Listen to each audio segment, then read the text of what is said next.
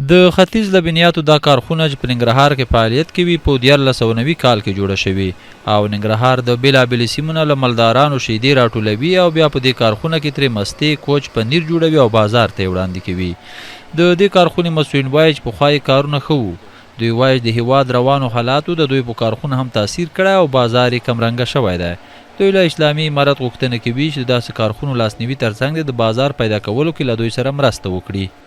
ختیځ لبنیات فابریکې ته یا اتحادیې ته چې دی تقریبا د مختلفو ولسوالیو څخه چې کامه ده، بیسود دی، سرخود دی، بټي کوټ، غني خیل، خیوه، حتی لغمان او چپلیر څخه شوده راټولېږي چې په مجموع کې 4000 کیلو شوده راټولېږي چې دغه شودو څخه مختلف ډول لبني مواد چې دی تولیدېږي او بازار ته عرضه کېږي. ستا نظام نه غوښتنه ده لکه څرنګه چې تېر نظام موږ سره په مختلفو برخو کې قراردادونه لرل، لکه مثلا نظامي ځواکونو قرارداد لرو او داسې نور په ملکي برخه کې بعضې ملکي ادارې وي چې موږ سره قراردادونه لرودل. د نظام څخه یوه غوښتنه دا ده چې دغه تېر نظام کې چې موږ مثال پوهنتون ته د نورو دولتي دایرو ته دوايرو ته دغه ورکړي شودې ورکړي دغه پیسې پاتې چې بیا دغه موږ سره برخه په دې برخه کې موږ سره مرسته وکړي. په یاده کارخونه کې چې لسګونه کسان په کار مصروف دي خوښ دي، دلته ورته د کار زمینه برابره شوي. دوی له تجارانو او حاکم نظام غواړي چې خلکو ته د کار زمینه برابره کړي ترڅو د بهر له تللو راوګرځي. ځکه دا کمپني په خالي لاس باندې نه چلیږي، البته د تجارانو کومک شوي انشاءالله وطن به پرمختګ وکړي او دا یو منبع عایداتي ده او دا انشاءالله چې تجاران کومک وکړي انشاءالله دا نورم پرمختګ کوي. دا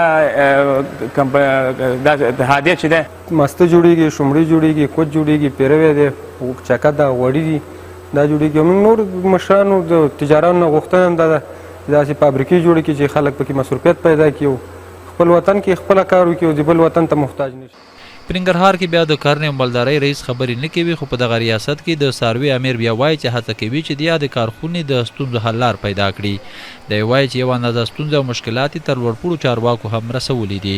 څو اهدافو لپاره چې یو هدف دا و چې د خلکو لپاره د کار زمینه مساعده شي، بل هغه شودې چې زمونږ د مالدارانو د حیواني محصولات دي هغه یو ښه پروسس شي او په صحي شکل سره بازار ته عرضه شي.